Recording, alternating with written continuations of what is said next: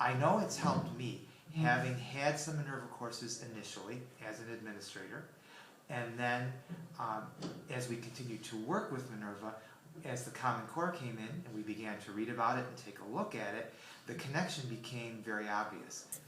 I think Minerva was ahead of the game as far as, because before the Common Core actually came out to, being adopted, Minerva was always already ahead of the curve. One of the things that we found when the Common Core first came out was that it wasn't as scary to some of my teachers that have taken Minerva classes. Minerva classes model the use of multiple teaching techniques.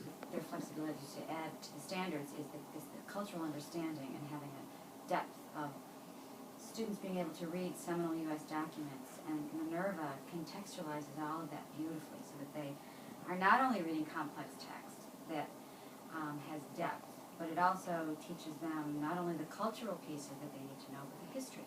And we would look at different texts side by side, comparing and contrasting viewpoints, looking at where the author's head may have been at the time that the text was created. The Common Core training that we're doing is actually looking at the Common Core, dissecting it, and then mapping out what it would look like.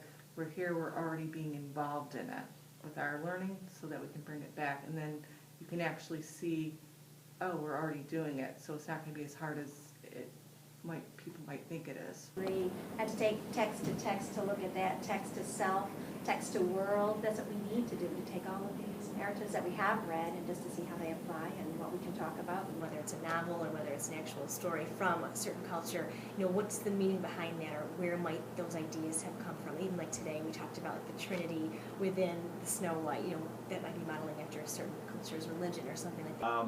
There's not as much of a panic here, because when we refer to this is the direction we're going to head, all of the teachers that have had Minerva training say, oh, okay, then they're comfortable with that. And they say, then we'll deal with it when it comes, but I'm already doing some of those things.